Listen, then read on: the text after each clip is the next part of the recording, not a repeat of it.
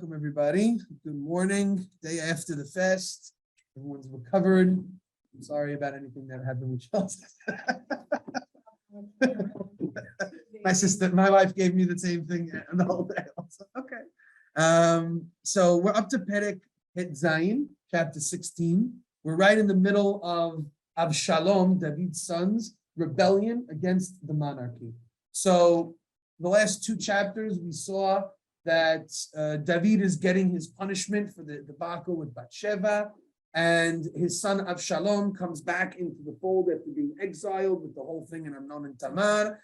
And now Abshalom has basically banished David, relegated him to have to leave the city of Yerushalayim. David is on the run once again. Abshalom is assuming the throne, and that's pretty much where we left off. We did see that David gathered for himself a little group of informants, spies, to go in and to try and steer Abshalom to make poor decisions. David is particularly afraid of one person in Abshalom's camp by the name of Achitophel. He was once David's advisor, now he's Abshalom's advisor. They really lend a lot of weight to Achitophel's advice. And David sends one of his friends by the name of Hushai Ha'arki into the camp of Abshalom to try and thwart the plans of Achitophel. We're going to see a little bit more about that in our chapter.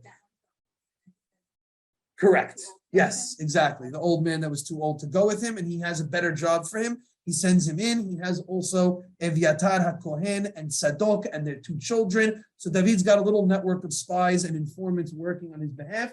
We're going to see how that's going to play a role. In the meantime, we begin chapter 16 as David is on the run, escaping from Yerushalayim, and he has a very surprising encounter with an old character who we haven't seen in a while, a man by the name of Tziva. Anybody who remembers who Tziva was? He is the caretaker of the property of Mephibosheth. Mephibosheth is the only remaining heir to the throne of Shaul. He's Shaul's grandson, Yonatan, who was David's best friend, his son. So if you remember back in chapter 9 of Shemuel Bet, David did a lot of kindness with Mephibosheth because Tziva had sent Mephibosheth to live like somewhere in a remote place because he was a paraplegic, and he took over his whole estate, which David wasn't happy about. David returned the estate to Mephibosheth and made Tziva to hold his place of working for Mephibosheth. Tziva is now going to bump into David at this point, and we're going to see an interesting interaction between the two of them. So let's read, and I'll fill in any gaps that we may have for those who don't recall the story. David avar me'at meharosh, on page 755 in the Sachs Hebrew English Tanakh. David avar me'at meharosh. David had passed a little beyond the summit. Vehinet Tziva na'ar Mephibosheth likrato, and behold, Tziva, the servant boy of Mephibosheth, greeted him, came to meet him. What does he have with him? Tzemed hamorim havushim. He has a pair of saddle donkeys, va'alehem matayim lechem, carrying 200 loaves of bread, ume'at simukim, and 100, pounds or cakes of raisins, ume'at kayitz, and 100 pounds or things of summer fruit, v'nevel yayin, and a jar of wine. Vayomer hamelech el Tziva ma'elelach. The king says to Tziva, what is this that you have with you? Vayomer Tziva hahamorim lebet hamelech. These are the donkeys of your majesty's family to ride upon. Lirkov vehalechem vehakayitz leechol hane'arim. And the bread and the summer fruit is for the lads to eat. Vehayayin lishtot haya'ef bamidbar. And the wine is to give to those who are weary in the wilderness. In other words, Tziva is coming to greet David to do what? Give him stuff, provide him with provisions, give him, help as needed. Of course, we know Tziva to be a very conniving individual. He's obviously going to want what? He's going to want something in return. He's not just coming to help David. He's going to take advantage of David's vulnerability at this time, try and get something back from David. Vayomer hamelech. So in verse 3, the king asks, Ve'ayeh ben adonecha. Where is the son of your master? Remember, hint, hint, I relegated you to being the son of your master. You don't have your own lay of the land over here. Vayomed Tziva el hamelech. Tziva says to the king, You want to know where my master is? My master is in Jerusalem. He Amar, why is he in Jerusalem? He said, Yashivu li bet Yisrael et mamlechut avi. Now is the time that they're going to return the house of the kingship to me and to my father. In other words, Tziva is doing what? He's jumping on the bandwagon here, but he's also throwing his Mephibosheth under the bus. He's reporting on him. He's basically telling David, the reason why I'm not serving my master and I've come and separated from him is because my master is planning a coup just like Abshalom, right?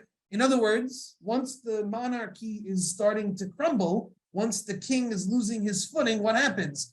Everybody starts to jump in on it. So yeah, Abshalom is trying to jump in on it, but guess who's also trying to jump in on it? Mephibosheth figures David's out of the picture. Maybe this is an opportunity to restore the kingship of the family of Shaul, and I can get a following back into it. Now, whether this is true or not, we have no idea. This is what Tziva is telling David to be true, probably because he wants something in return. We have no idea about how valid these claims are on the part of Tziva. That they weren't valid? Not only do we not know if it's true, but the likelihood is, if you had to take a guess, that it's probably not true.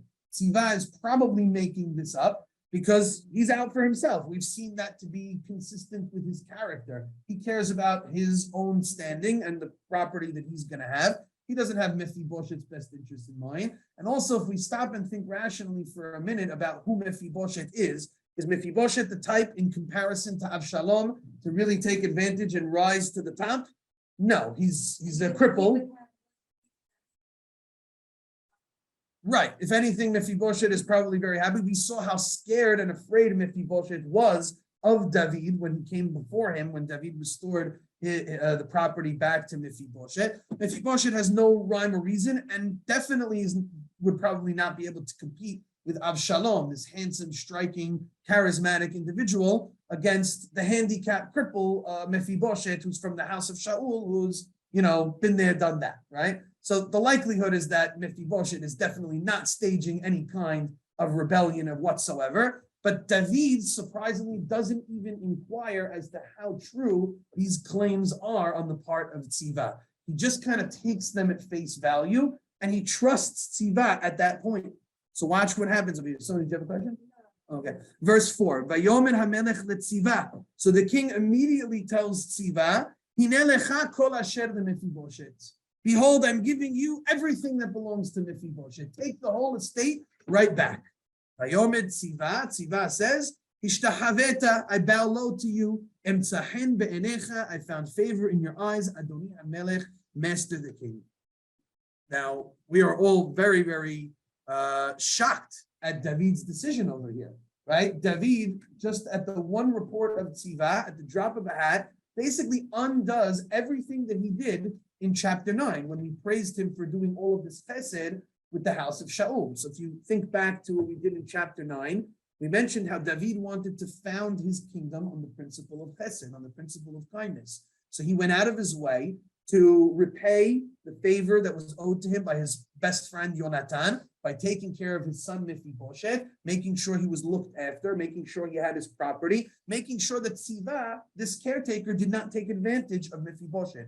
And we praised David to the heavens for doing this action, which he didn't need to do. And all of a sudden, 7 chapters later, as David is on the run, in the snap of a fingers, he undoes the whole thing, just because Tziva said Mephibosheth is planning to take over the kingdom as well, together with Abshalom. Very, very striking. David doesn't do any investigation. He just takes his word. He doesn't do any investigation. He doesn't call for a council. Now, again, he's in a very tough position, but I don't know. Maybe David turns around and says to Tziva, I don't know what the story is right now, but right now I can't look into it. I'm kind of in a bad spot. When I come back, maybe I'll take a look. Something a little bit more deliberate. We're very, very taken aback by how quickly David just says, Tziva, take everything for yours. What's going on over here? How could David make such a decision? What might be David's motivation or thought process over here? No, he's giving him his property back. He's giving him his estate. He's giving him all the wealth that was to Mephibosheth. He's basically telling Tziva, you could take all of the property that belonged to the king. We noted that the property and possessions of the house of Shaul had to be retained by the family of Shaul. And David is giving Tziva, the servant, his run of the mill. Take whatever you want, because it's not, they're trying to rebel against me. Take whatever it is. It's practically speaking, if Mephibosheth isn't in his ancestral home and the whole thing, he's somewhere else, he could go back. So there has to be some kind of truth that Mephibosheth isn't in his. But isn't there a plausible explanation to why Mephibosheth is in Yerushalayim? Didn't David also tell him? Yeah, didn't David? He doesn't travel so much. Didn't David also tell him what? You could always come and stay by me, come and eat by my table, come live close to me. So isn't there a logical explanation why Mephibosheth is in Yerushalayim, not to take over his crown? Mephibosheth is in Yerushalayim and David is not in Yerushalayim. It shows that Mephibosheth isn't really. But Mephibosheth is also not somebody who can move about very, very easily, right? I don't know. It just seems like, I don't know. Even if giving David the benefit. Yeah, you could give the David, but wouldn't that require a little bit more investigation, like a little bit more due diligence, a conversation, something like that? So definitely not. Well, he still is the king. He still is the king, and he's basically telling Tziva, mark this day, because if I ever come back to be king, then my word will be as is, and you can take what it is. But you just said something very important. David is on the run. Why? What's a very logical explanation as to why David just gives in to Tziva? One less battle, pick your battle. One less battle. No time to deal with it. What did Tziva just do for him? He brought him stuff, right? He needs help, right? David was greeted by Tziva. He's building loyalty. He gave him food. He gave him this. He gave him that. So David is not in a position right now to suddenly deliberate about who's really right and who's really wrong and what's going on. Right now, David is thinking about survival. How do I make sure that me and my people have food to eat and a place to stay and the ability and the means by which to secure ourselves at this very vulnerable time period? So Tziva is not dumb. He came with the cattle and he came with the fruit and he came with the bread and the wine because he knew he was offering this as a bribe to David. He's going to give this stuff to David. He's going to claim something against Mephibosheth. David's going to reverse his psak halacha from chapter 9, and Tziva is going to walk away, and everybody wins. That's how this game definitely seems to play out, and that seems to be where David's head's at. That's one approach that I think we could take to what was going through with David. He doesn't have the opportunity to deliberate. He pulls the trigger because he needs something from Tziva. And that might not be the most exalted explanation ever, like David is willing to compromise his moral compass just because he needs some bread and some fruit. That doesn't seem to always be fitting the personality of David. I did see another explanation here given by Rav Bazak, and he posits the following idea. Take it or leave it, whatever you think. I think it's an interesting one. He says, David, go back to where David's allegiance to Mephibosheth comes from. Why does David even have to provide anything to Mephibosheth? It's not because Mephibosheth is such a great person. It's because his father, Yehonatan, he has a very strong bond with Yonatan. But there's always, and we did it as we read through Shemuel Aleph, there was always one nagging thing about the relationship between David and Yonatan. What was it? He never followed him. There was always a hope, this feeling that at some point Yonatan would say to David, you know what? I'm out with my father. I'm not interested in staying with him. He's a corrupt guy. I'm not liking where he's going. And Yonatan saw all of that clear as day. I'm coming to follow you, David, and I'm going to be your second in command. I'm going to be your guy. And that never happened. There was talk of it potentially happening. Yonatan promised that one day it would happen. But in the end of the day, when push came to shove, as much love and support that Yonatan offered to David, he could not cut fully the ties with his father Shaul, and he stayed together with his father Shaul, tragically, till the day of his death. There's almost this regret that had Yonatan followed David, Yonatan would not have died in that battle together with his father Shaul. Yonatan may in fact still be alive. But there's always that nagging thing in the back of the mind of David is, Yonatan never came to follow me. He stayed with his father. So when David hears that Mephibosheth is going to take over the kingdom, it could trigger in the back that same feeling in the back of David's mind of, here we go again. You see that the members of the family of Shaul, they can never fully buy into me. There's always something that happens that has them to try and come into and to attack me. And so it's possible that hearing Tziva's claim that Mephibosheth was trying to take over triggered and aroused in David those negative guilt feelings that you said about how his relationship with Yonatan ended and what potentially could have been if Yonatan would have followed David and entered into his camp, which nobody could know, whatever happened. But that's another possibility that maybe led David to make a quick decision that he otherwise would not have done. Add to that one, Jonathan, after seeing everything never read from his father, and now look at the opposite, that his son is purposely rebelling against his father. Like, not only did he not get it from his friend, but now his son is turning on him. Right. Which, like, So it's almost like it's almost like insult to injury. Like, to add to the wound, not only did my best friend stay with his father who was bad, my own son who can't even stay with his father who's good and is going to rebel against me, and so I'm going to get it from all these different angles. No question, David has a lot there, but always remember that David realizes that everything that's happening to him is because of his own faults and his own issues. And no sooner does this story finish, David already gets his punishment right away in the very next few verses. Right away, without any delay, David receives punishment, and he recognizes immediately that this happened to him because he made a quick decision in the case of Tziva and Mephibosheth. I don't know if this is true, like philosophical, but that's just how it happens, and he knows his punishment happened because of a certain action, like in his life, he knows like this bad thing's happening to me because I did that. Like, for David, he does, because David had the privilege of getting a prophecy from Natan HaNavi. So when you receive a direct prophecy from a Navi, you have the details of what's about to happen, so you can piece the dots together. We're not privileged to that, so it's a lot harder for us to know this happened to me because of that. But it's very clear, and there is something to say that the more you are in tune with God in terms of your observance of Torah and mitzvot and your philosophy, and the more head you have, the more sensitive you are to things that go on in your life, that you will start to connect the dots. Could you always know for sure? No, you can't know for sure. But I think we've all had those time periods in our life when we feel very spiritual, very connected, and something positive or negative happens, and we can sort of work out that we say, I'm not sure that it happened because of this, but I believe that it happened because of this. And we could try and connect those dots positively and negatively. David, I think, is close to Hashem enough that he could do that even on his own. But in addition to that, has the level of the nivu'ah that came to him from Natan in the wake of his episode of Bathsheba. He knows that this is happening because of that. And we'll see that theme pop up consistently as the chapter moves on. So right away, after David makes this decision, which we are clear is a bit of a hasty decision on his part, right away, David receives his punishment.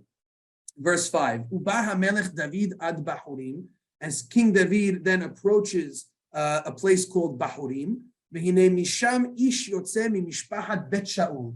Behold, a man from the house of Shaul comes out to greet him, Ushmo Shimei ben Gera. His name is Shimei, son of Gera, Yotzeh Yatzo Kalel, and he is hurling insults and curses at David publicly. Verse 6, Vaysakel ba'avanim et David. He begins throwing stones at David, ve'et kol avdei hamelech David, and towards all of the servants and companions of the king of David. Ve'chol ha'am ve'chol ha'giborim mimino u'mismolo, and he has troops and warriors at his right and at his left. He's basically coming out to antagonize David, to curse David, to publicly shame and debase David. V'cho amar Shimei bekalelo, such is what Shimei said when he cursed David. Tzeh ish hadamim ve'ish habiliyal. Get out of here, you criminal, you villain. Ish hadamim, you're a man of blood. He's attributing the death of members of his family to David, which is a false claim. We know this is true, right? We know that that's a false claim. Shimei ben Gera is likely leveling upon David the death of Ishbosheth and Avner and many other people who we saw at the beginning of Shemuel Bet, who were trying to keep hold of the kingdom of Shaul, and they were eventually killed. But David didn't kill them. Remember, Yoav killed Avner in cold blood, and 2 other men killed Ishbosheth while he was sleeping at night.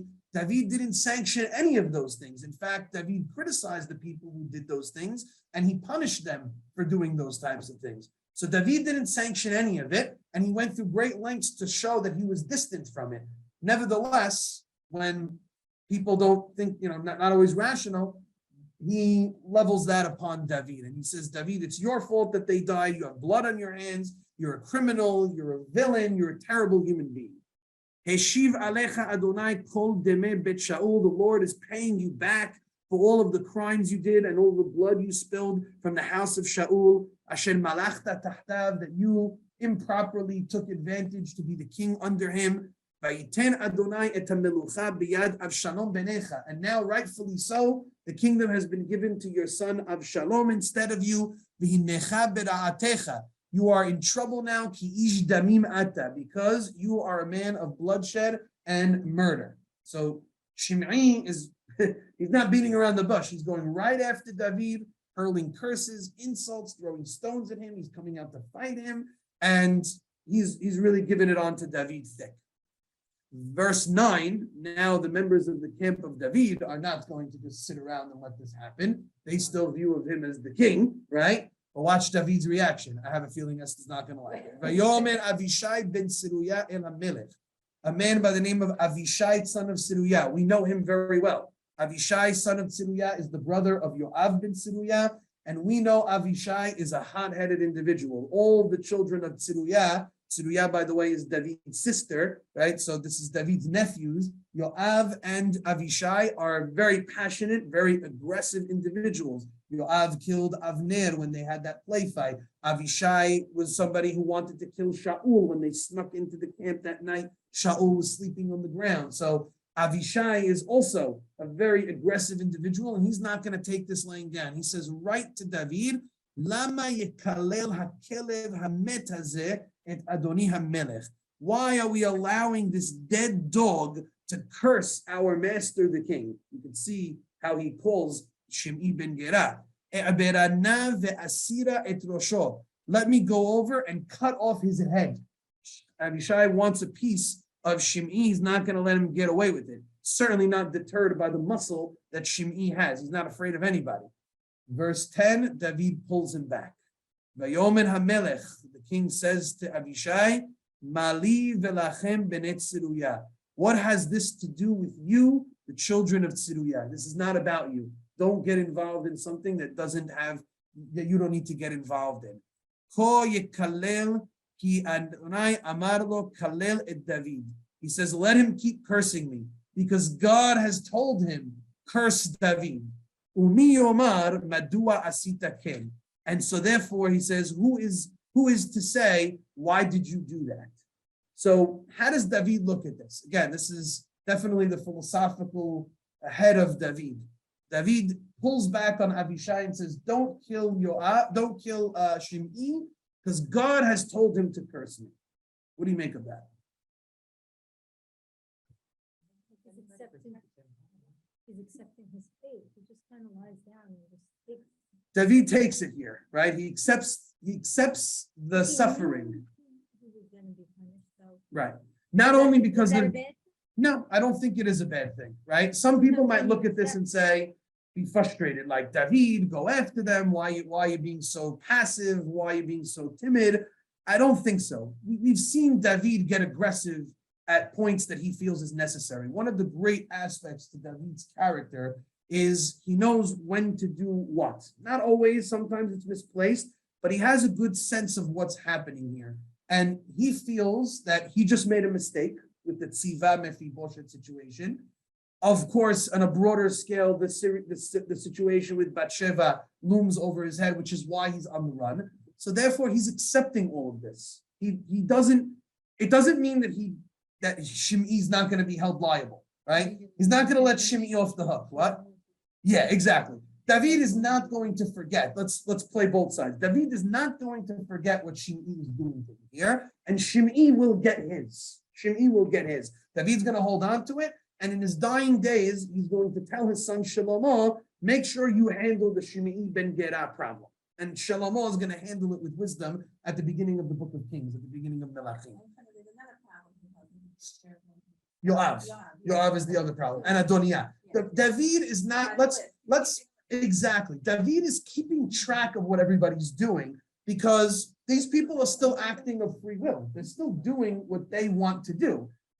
Shimei is, when he tells you Shimei, God told him to curse him. It doesn't mean Shimei is not operating under free will. Don't misunderstand what David is saying. Shimei made a conscious decision because of his own personal issues with David. He's from the house of Shaul. He's upset about how David handled his family. And he may even have gotten wind of what David just did with Siba and Mephibosheth. And again, David undermined the house of Shaul. So Shimei's got personal issues with David. He came out to curse David, not because God came to him and God is forcing him. He has total autonomy and free will. And David understands this full well, which is why David will hold on to this. He'll store it in his back pocket, and when the time is right, Shimei will get his. That's a sign of wisdom. Right. Because right now David realizes himself he's not worthy.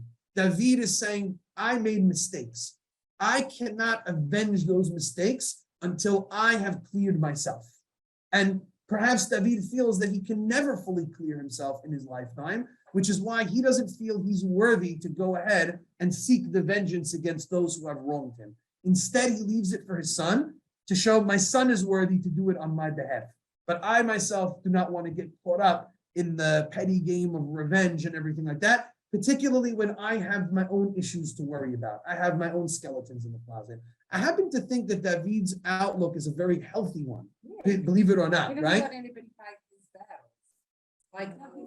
Well- but in a good way, because he's gonna take care of things the way he wants. It's going to go on in his mind. terms. Right, Yes. so- But I think also timing is a huge aspect for David. It's Yeah. all Now he's about on the right. timing. He's saying, right now, I just made a mistake. So when I just made a mistake, for me to now take it out on Shimei, it's not the right time, right? That makes me look bad. It's not only just making me look bad, it's ulterior motives, right? Now, if I take revenge against Shimei, who am I to do that right now? I have another problem, a personal problem to worry about. And until I'm clean on that, I can't go around giving everybody out the consequences that I think they deserve when I'm deserving of them. Also, the reason he left Jerusalem in the first place was to decrease the bloodshed. So now here he is faced with an opportunity to fight, and he's trying to protect the people around him. That was his original reason. That's a for great leaving. point. That's a great point. It would be hypocritical of him at this point to engage in a physical fight together with Shimei, which is definitely what would have to break out here, because we see Shimei is accompanied by muscle, when his whole directive of abandoning the throne in the first place was to limit that, right? And think about what Shimei is accusing him of. You're a man of murder, you're a man of bloodshed, so come fight. It's almost like David is telling him, I'm not going to give you what you want. You want me to fight, you're egging me on. You want me to give in to what you're saying right now so that you could prove that your point is correct. David takes the other cheek approach at this point. He says, the time will come. When the time is right and Hashem gives me the opportunity, I'll see it through. But right now is not the right time. And so David is in tune and is sensitive to these aspects. And I think that's a good lesson for us to be able to learn, right? That as how timing plays a role and when is the right time to respond to something. The rabbis say never go see a person at the time that they're angry. Never go respond to someone when they're emotional. Like David understands how these dynamics play a role in making sure that things happen properly the way they're supposed to, particularly after he just made a mistake. Once you're in the wrong, you can't come and attack other people. You gotta handle yourself first. Yeah. So I get all of that and why he's not fighting through it. Like the whole. I'm not even how to put it in words. Okay. He's still killing himself about something he did years and years and years ago that he's making teshuvah on, that he's doing the right things on. He's still saying, I'm not worthy. His self-esteem is through the floor. This is like, I don't know, this is so not David HaMelech. And then he's making more mistakes and more. I mean, I know he's human, okay, Right. he's human, but like he's making a mistake, accepting the punishment, thinking I'm garbage, making a mistake, taking a punishment. Like, how long is this gonna go on here? Well, it's not going to go on. No, 100%, 100%. It's like guiding all of his future. It will continue. It will continue to the end of his life, right?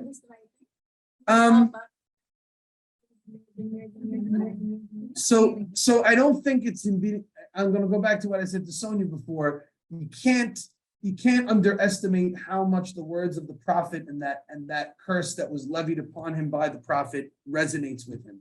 Like we can't it's almost we can't understand it. He got directly the word of God about all of the terrible things that are going to befall him. So once you have that in your mind, it's hard to get out of that. You can't get out of that.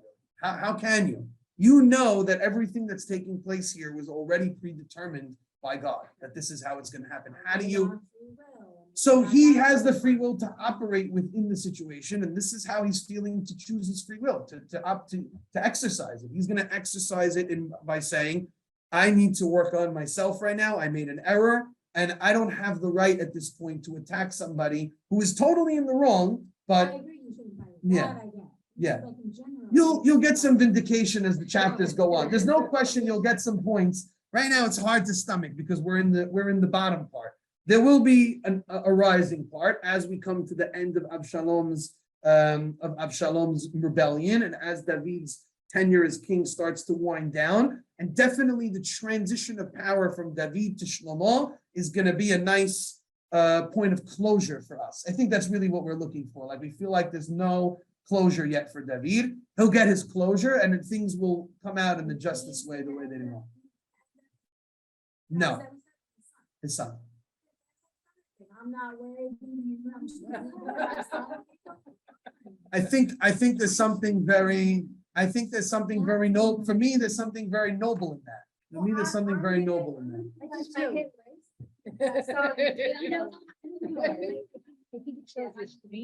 Yeah. I think it shows maturity. I was going to And I say. really do. I really do. I think, Ezehu Gibor HaKovesh et Yitzro is like sometimes.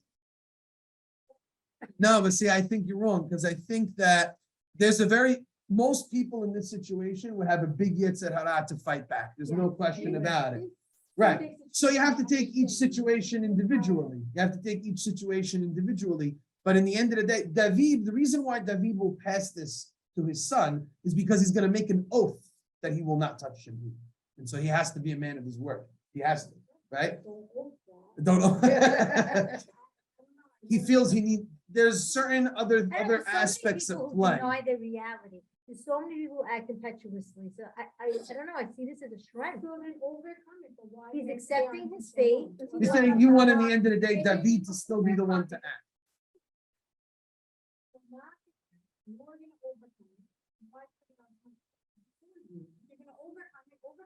So I have a feeling it's gonna be a hard thing what I'm about to say. We're gonna have to kind of wait and see how the events transpire. We're gonna have to wait and see how the events transpire.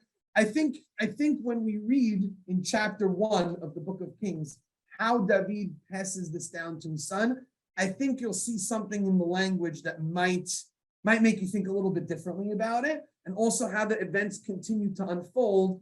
I think that we'll revisit this conversation. I definitely agree that there is a frustrating element for the reader when you're on Team David and you want David to succeed. And we kind of we know the story at the end, and we know the allure that David holds for us, that we want David to be vindicated, we want him to be justified, and we want everyone to come to bat for him. But I think that, right. Yeah. You're right. His confidence continues to be shot by his own errors. That's what it is. Yeah. But you're saying it's a result because of his constant thing. Yeah. You can see the psych things rolling through. No, that's fine. It's fine. I hear you. But it's something we'll have to continue to develop as the chapters go on. Maybe we'll have some other incidents that might make us think a little bit different. Yeah.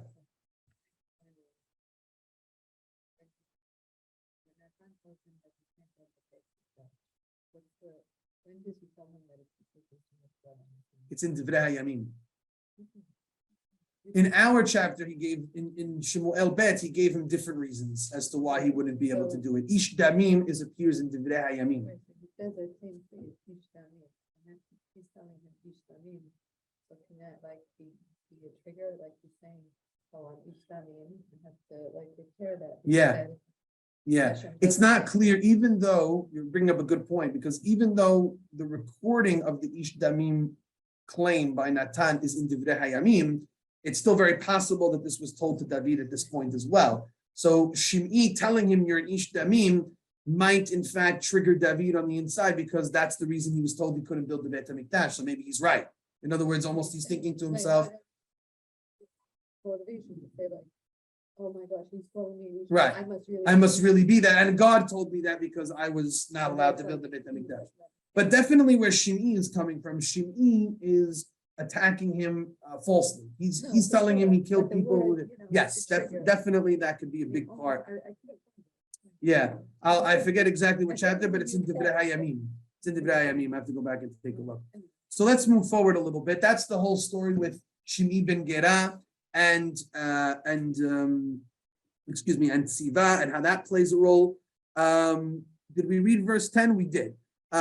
So don't keep this filed away, because it's going to come up again in chapter 19, and then it's going to come up again at the end of David's life. We now turn our attention to part 2 of the chapter, which is Hushai infiltrating the camp of Abshalom. So Vayomet David el Avishai ve'el Avadav. First, it's not over that part. David says to Avishai and his servants, Hine beni asher yatsa mima'eshet nafshi ve'af ki ata ben haymini hanichu lo v'yikalel ki amar lo Adonai. He brings another very interesting point, David, over here. He says to Avishai and his son and his servants, if that wasn't enough to convince you that I'm just accepting my punishment, he says, my own son is already out to kill me, right? And so, the fact that this stranger, Shimei ben Gera from the house of Shaul, is out to get me, that's not my number one problem right now. You know what I mean? If my own son is coming to attack me, there's other things that are going on here that I have to give my attention to, that I have to give my energy and strength to. Is almost a little bit of a feeling like it's not worth it for me to get involved now. I have bigger fish to fry. I'll come back to this once that problem really subsides. And in my opinion, there's also another layer to this, which is if David kills Shimei, if he fights Shimei and kills him, then what does that mean he has to now also do? He has to also kill his son and fight against his son. And we will see consistently that David will hesitate, despite Abshalom rebelling against him, to actually fight and kill his son. David has a soft spot for Abshalom. He does not want Abshalom to suffer the death penalty. He doesn't want him to die. So David knows if I kill Shimei for what he did, how do I justify not killing my own son? That is nepotism, right? So David has a lot of different factors kind of working together. Oh, let's go. I have the... yeah. So high. I'll switch it to you right now. Okay, so that's also another thing that's going through their mind. So a lot of different things going through David. Verse 12, Ulai yir'eh Adonai be'aini v'heshiv Adonai li tova tahat hilalato hayom hazeh. Perhaps the Lord will look upon my punishment and recompense me for the abuse Shimei has uttered today. So David almost looks at this as kaparat avonot. This will give me some kind of atonement. Hashem will forgive me. I'll accept the suffering with happiness, and I'll be back in God's good graces again as well. Vayelech David va'anashav badarev. So David moves past this, he gets away from it, but again, he's now not only on the run from Abshalom, but also from this thug Shimei ben Gera. Vayelech David va'anashav badarev. David and his men walk on the path. V'Shimei holech. Shimei's following him. B'tzela hahar. Shimei is walking alongside the slope of the hill, and he's insulting him and cursing him as they're going. And he's throwing rocks at him, against him, and kicking dust at him. So David has really got to get out of harm's way over here. And finally he does. In verse 14, and then the king and all his men, they come and they are tired and exhausted, and they finally rest in the place of Bahurim, away from Shimei ben Gera. And Shimei, I guess, drops the chase and goes back, but it has taken a lot of probably mental, physical, and emotional and energy out of David and out of his men. Now we turn our attention back to Abshalom, verse 15. Abshalom v'chol ha'am ish Yisrael ba'u Yerushalayim. Abshalom and all his men come to Yerushalayim, va'achitophel ito, and Achitophel is with him. Vahi ka'asher ba Hushai ha'arki re'eh David el Abshalom. And now Hushai ha'arki, who by the way, remember at the end of last chapter, made it back to Yerushalayim before Abshalom came, so he absolved himself of that suspicion. But nevertheless, Abshalom knows that Hushai is whose friend? He knows, it's his father. He knows that Hushai is David's friend. So he comes and has an encounter with Hushai. Vayomer Hushai el Abshalom. Hushai says to Abshalom, Yechi HaMelech, long live the king, long live the king. He's pledging allegiance with a very, very adamant phrase to Abshalom. Abshalom doesn't buy it right away. Vayomer Abshalom el Hushai. Abshalom says to Hushai, Ze hastecha et re'echa. This is how you show kindness and loyalty to your friend. In other words, you just try. He's kind of saying to him, like, even if I really believed that you are on my team, it's very clear that you switch sides very, very quickly, right? This is how you repay your friend David by coming and claiming me as the king. Why didn't you go with your friend David? Why didn't you escape together with him? So now Hushai knows, and this is where we'll see Hushai's wisdom come into play. He knows he's got to make a pretty good argument as to how he's really loyal to Abshalom without being made as a spy. Vayomer Hushai el Abshalom. Hushai says to him, Lo, no. Ki asher bahar Adonai v'ha'am hazeh. It is only the one whom God has chosen and whom the people have chosen. V'chol ish Yisrael. Lo eheyeh ve'ito eshev. To him I shall be, and with him I shall stay. Hushai says, this is not me changing teams. God declared someone else as the king. The people have spoken. Who am I to go against what the people want, what God wants? If this is what they want, I'm on board, right? In his mind, he did. In Abshalom's mind, certainly he did. So he's playing right into that.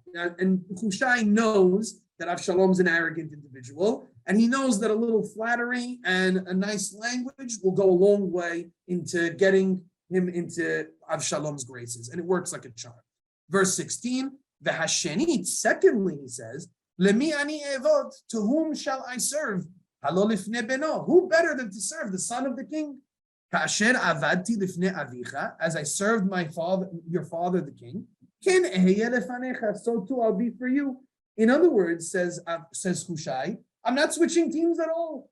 What's wrong with serving the son of the king? The king was my friend. Now he's not the king anymore. His son has taken over. That's what happens. Kings pass their throne to their children. He passed it down to you. I'm serving you the way I just served your father. I'm not changing teams at all. What's strange about me pledging my allegiance and loyalty to you? So the flattery and the logic over here goes great. And Abshalom buys it hook, line, and sinker. He doesn't say anything. He brings Hushai right into it, plays right into the ego, works like a charm. And now Abshalom is ready to consult and take his rebellion to the next level. By the way, Hushai very much is representative of the people. Abshalom is using Hushai as a little bit of a gauge to see, have the people accepted me as well? And when he hears Hushai, a regular guy, friend of the king, coming and saying, we've accepted you, he's saying, people are really buying into me. What's the problem, though, that he has? People are afraid to declare their allegiance to me publicly. Why does Abshalom think that people have a fear to declare allegiance publicly? Excellent. They're nervous. What happens if David comes back?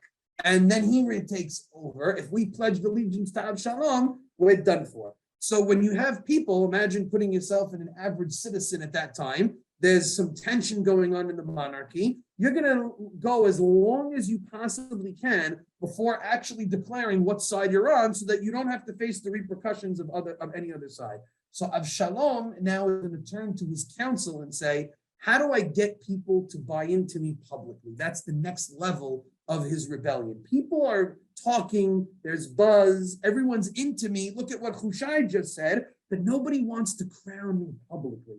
How do I get that to be the case? And here, Achitophel, his number one guy, is going to give him a crazy idea that Abshalom is going to buy hook, line, and sinker. Verse 20, you're not going to like this. I already see Elizabeth's, Vayomer Abshalom el Achitophel. Abshalom says to Achitophel. Now, by the way, Hushai is still in the room. We could assume Hushai is still there, but Abshalom is not 100% convinced that he's going to offer advice to Hushai. Remember, Hushai is there to thwart the plans of Achitophel. It's an interesting little dynamic here. In the meantime, Abshalom turns directly to Achitophel and says, Havu lachem etza man na'aseh. Notice he speaks in plural. Havu lachem, provide from you an etza man na'aseh. What should we do, right? What do you advise us to go ahead and do? Vayomer Achitophel el Abshalom. Achitophel says to Abshalom, you got to do something very extreme. Bo el pilagshe avicha. Lie with the concubines of your father, asher hiniach lishmor habayit, and he left behind to watch over the house. V'shama kol Israel. Everybody will hear that. Hinivashta et avicha, that you have, embarrassed and, declared yourself against the king. V'chazku yedeh kol asher itach. And then all who support you will have no choice but to be encouraged and to declare allegiance. Once you do something like that, it'll be so provocative, people will not be able to try and, stay neutral, right? When you do something like this, people cannot stay neutral anymore. They're going to have to pick a side, and you can guarantee after you do something so crazy, they're going to pick you. Yeah. I think this is like the perfect revenge in Achitophel's mind, because didn't we say he was Bathsheba's grandpa, or whose Yes. grandpa was he? Yeah. Oh, so it's just like, No question. the way he even suggests what that treason should be. He's a very smart person. He's a very wise person, but he is not a very good person, right? Achitophel is a very insidious individual. And it's kind of weird because Abshalom became estranged from his father originally because he did the opposite. He avenged his sister's honor, and no one avenged Bathsheba's honor. And now he's having Abshalom turn around and do. But isn't it so funny how Abshalom, who killed his brother for what he did to his sister, can now do the same? Do that. Everybody, if it's about power and ego, that's what they care about. That's who Abshalom is. That's how you appeal to him. And Abshalom loves this plan. It's right up his alley. It's right up his alley. Verse 22. Vayatu le'Abshalom ha'ohel al hagag. So they pitched a tent for Abshalom on the roof. Vayavo Abshalom el kilagshe aviv. And Abshalom laid with his father's concubines le'enei kol Yisrael, full with in front of the Jewish people, in the eyes of the Jewish Gotta get people. rid of the rooftop. Now, the rooftop scene, well, by the way, it's a midah keneged midah. There's a midah keneged midah over here. Now, interesting, some interpretations say le'enei kol Yisrael does not literally mean that he did it in front. I think even that would be a little crazy. They translated it with the knowledge of the Jewish people. In other words, everybody saw what was happening. They knew what was happening. The particulars did not necessarily happen into their eyes, but it's the same thing. Verse 23, Va'atzat Achitophel asher ya'atz bayamim hahem, ka'asher yish'al ish bidvar ha'elohim. In those days, the advice that people would take from Achitophel, from any person who would ask it to him, particularly the kings, was ka'asher yish'al ish bidvar ha'elohim. It was as if it had the same level of importance as the word of God.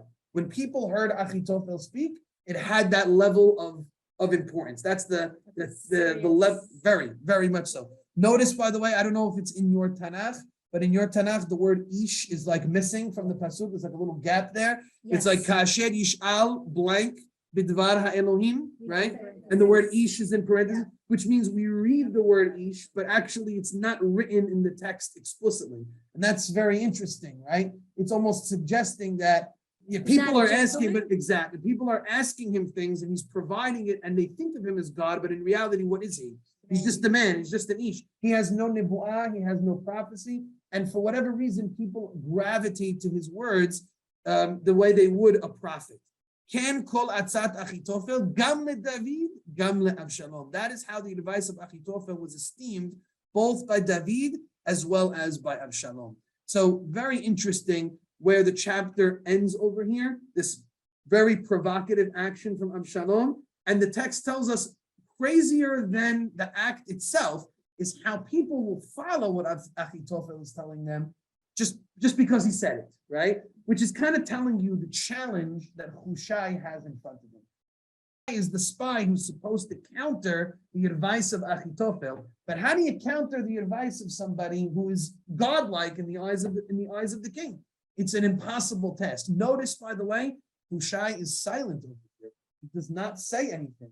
We may have expected Hushai to tell Abshalom, not a good idea, too soon, something. So I think Hushai plays it smart over here, but unfortunately, he plays it smart to the.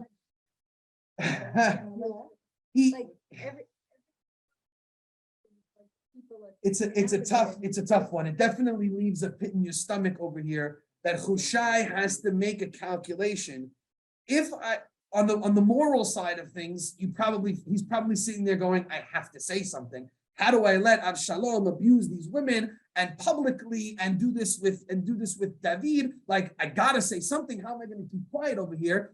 At the same time, the strategy, that's the moral side of him, the emotional side of him. The strategic side of him is saying, I got to think long term. And if I say something now, right after the king was a little bit wishy-washy with me, and he's probably doing this to see if I will say anything. It's probably a trap. And if I say something, it's going to expose myself. So sometimes a spy has to let something happen that is against what he wants in order for the long-term effects to kind of play out. And so that's when it's hard though, right? It's hard though, because all of us would feel the way that Liz is feeling over here. Like, how could I let this? But he knows I got to think where this is going. And if I say something now, I expose myself, and then I lose out on when the time that I need this is not right now, right? Is not right now. I need this. I need my card to be played later on. And Hushai is going to wait for that moment, and he's going to play the card. I'm just giving up. Hushai is going to play the card that's going to end it, right? And so thinking long term, Hushai plays this very smart, because he will be the key to ending the rebellion of Abshalom. When the time comes for him to thwart the plan of Achitophel, he's gained enough loyalty with the king that the king will actually listen to him, because he knows he's got a challenge. How do I undermine Achitophel when everybody thinks so greatly of Achitophel? That's the problem.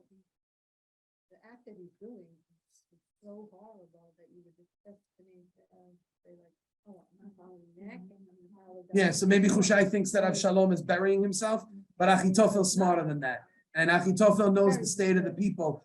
Perhaps more disturbing than anything is the fact that the people are happy with this, right? They maybe fear, maybe strength, maybe they're tired of David and the passivity in this. They want a king who's gonna be provocative and aggressive and out there, and they want the new hot charismatic model of what's going on. I hate to say this, but like from the men's point of view, that shows strength and virility, and that's what Abshalom is gaining. He's not garnering the female support of the people.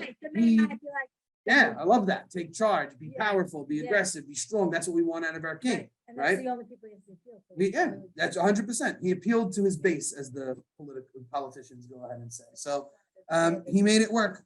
So we're going to have to now see how all of this plays out. We're still in the thick now. The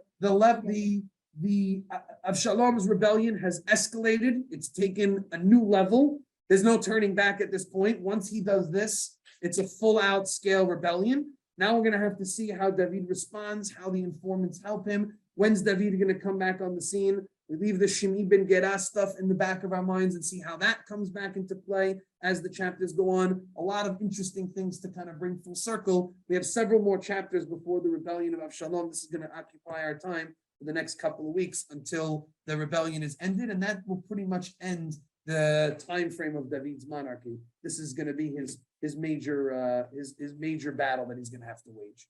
Questions, comments? Baruch Adonai Le'olam. Amen.